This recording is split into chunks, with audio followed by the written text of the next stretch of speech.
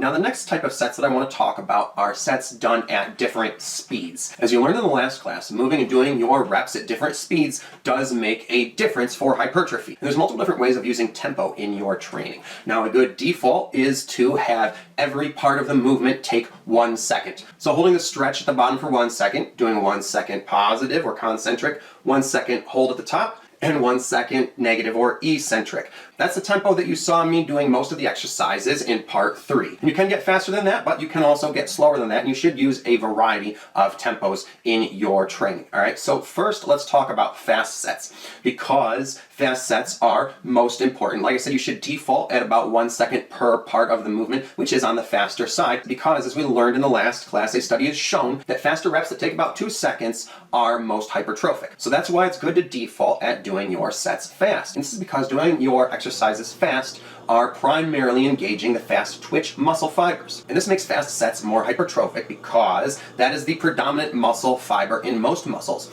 and is the one that is primarily responsible for making someone grow in size and be more muscular in appearance. So fast sets stimulate the fast twitch muscle fibers, which are bigger, but also when you're doing high reps of fast sets, which is what fast sets are really good for, since you have to do more of them in order to get optimal time under tension, right? They also get you a massive pump and can thus be very metabolic. And I don't have time to get into the science of the hypertrophy that moving fast causes. I'm going to be teaching you that in the next part of the program, right? But let's just say that fast movement is especially hypertrophic. And so fast sets are great, but one thing about them that could be a downside if you are not controlling the weight is that fast movements can tend to negate the eccentric portion of the movement. And that's why the study we went over in the last class found that 2 seconds was an ideal time, because if you're going faster than that, what you are doing is just dropping the weight back down. So your eccentric portion of the movement should ideally still take 1 second. You need to make sure you're not just dropping that weight back down, otherwise you'll be missing out